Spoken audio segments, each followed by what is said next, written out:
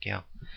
자, 이제 유닉스가 성공을 거뒀죠. 개발에 성공을 거두고 그 전까지만 해도 AT&T사에서는 유닉스에 별로 관심을 안 가지다가 이제 켄 톰슨이라는 사람과 데니스 리치라는 사람에 의해서 유닉스가 성공을 거두자, 개발에 성공하자, 이 AT&T사에서 그래, 우리가 돈 좀 대줄 테니까 열심히 한번 개발을 해봐.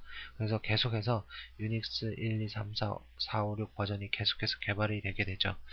그러다 보니까 이제 AT&T사는 아까 말씀드렸던 것처럼 전화기 회사라고 말씀을 드렸죠. 전화기 엄청 돈 벌어들입니다. 그죠? 예. 근데 이 회사가 다시 유닉스 컴퓨터 분야죠. 컴퓨터 분야까지 한다 그러니까 다른 회사들이 배가 아팠던 거죠. 1970년대 후반 독과점 소송을 겁니다. 그래서 1970년대 후반에 AT&T사가 독과점 소송에서 패소를 하게 됩니다. 예. 그래서 이 소스들을요, 어쩔 수 없이 대학과 기업들의 이 유닉스 소스를 판매를 하게 되는데요. 예.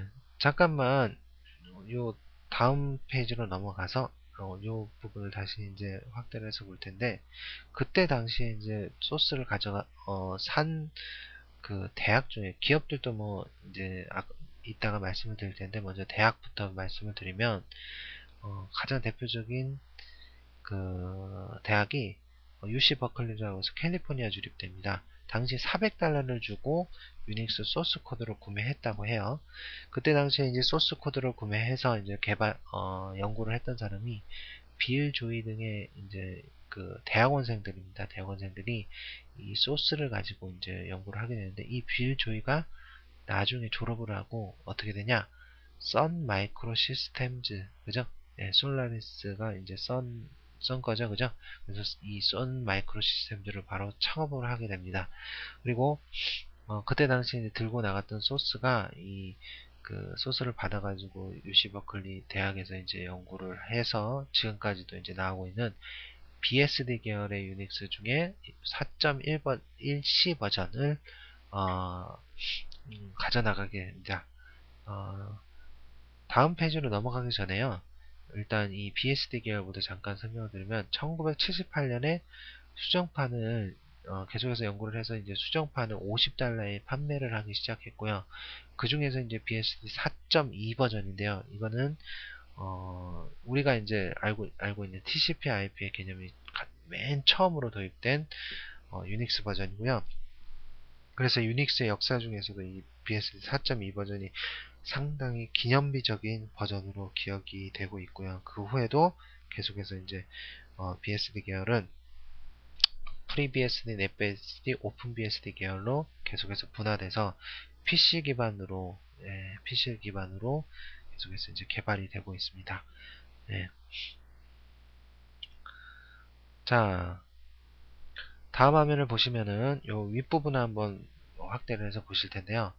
자, 이제 빌 조이가 그 썬을 창업을 하고 이제 그 계속해서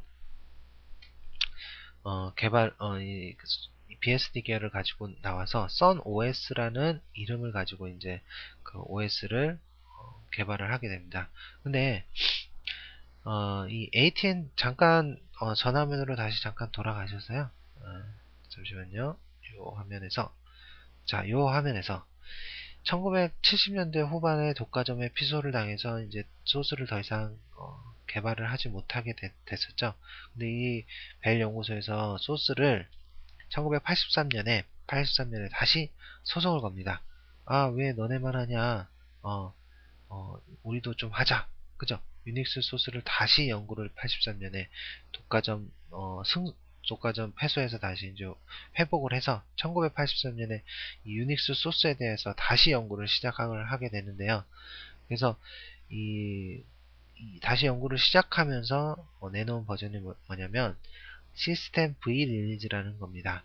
시스템 V 릴리즈는 V가 로마자로, 이 V가 그 로마자로 5거든요. 5 로마자, 그죠? 로마자 아시죠? 예, 그래서 시계 같은 데 보면 이제 로마자가 있죠. 그죠? 옛날 시계요. V자가 바로 로마자 5인데, 그래서 시스템 5 릴리즈라고도 얘기를 하는데, 계속해서 이제 시스템 5 릴리즈 2, 3 이런 식으로 계속 개발을 하다가 1988년에 시스템 V 릴리즈 4를 개발을 하게 됩니다. 이 또 시스템 V 릴리즈 4가 또 기념비적인 버전인데 다시 5번으로 돌아가서요. 이 5번에서 보면은 이 시스템 V 릴리즈 4를 그 AT&T사에서 1988년에 개발을 해서 그때 당시에 또 무슨 일이 있었냐면 그 선과 이 AT&T사가 합작을 하게 됩니다. BSD 계열의 특징, 그 다음에 SVR 버전의 특징을 그때부터 이제 합쳐지게 된 거죠. 그래서 그때부터 이제 선 OS라는 이름을 버리고요. 어떤 이름을 사용해야 되냐? 바로 솔라리스라는 이름을 그때부터 사용하게 됩니다. AT&T사와 선사가 이렇게 합작을 하니까, 그때 당시에 이제 유닉스 소스 코드를 계속해서 이제 개발을 하던 다른 회사들, 그러니까 예를 들어서 6번을 잠깐 보시면은 IBM이나 디지털사나 HP사 같은 회사들이 위기감을 느낀 거죠. 저 두 회사가 이제 합작을 했으니까 우리가 거기에 대항을 해야 되겠다. 그죠? 예를 들어서 어, 삼성과 LG가 이제 합작을 했다. 거대한 어떤 전자회사가 됐겠죠. 그러면은 다른 회사, 소니나 이런 회사들이 그죠?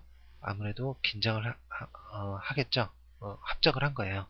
그래서 이 회사가 합작을 해가지고 뭘 만들었냐? 오픈 소프트웨어 파운데이션이라는 소프트웨어 그룹을 만들어요. 그리고 나서 OSF라는 이름으로 유닉스를 개발을 하게 되는데 OSF1은 성공적으로 개발을 하게 되지만 그 후에 계속해서 이제 버전이 업데이트가 되지 않으니까 이 회사들이 어떻게 했냐? 그 SVR4 버전, 그죠? SVR4 버전을 채택을 하게 됩니다. 그래서 보세요. 솔라리스에도 SVR4 버전의 특징이 있고요. 그 다음에 이 그 IBM이나 디지털다 HP사에 있던 유닉스 버전에도 SVR4의 특징들이 들어가게 된 거죠. IBM에서 사용을 하는 OS는요, AIX라는 유닉스 버전이고요. 디지털사는 아이리스라는 그 유닉스가 있고요. 또 HP사에서는 HPUX라는 유닉스 버전이 있는데 그 버전들이 기본적인 명령어들이 많이 비슷한 부분들이 있는데 왜겠어요? SVR4를 모두 다 채택을 하고 있기 때문에 그렇다고 추측을 해볼 수 있겠죠. 자주간에 이 다양한 회사들이 SVR4를 채택을 해서 현재까지도 이 SVR4를 기반으로 해서 모든 이 유닉스 버전들이 되어 있다는 거죠. 참 중요한 버전, SVR4가 참, 그죠? 중요하죠? 마지막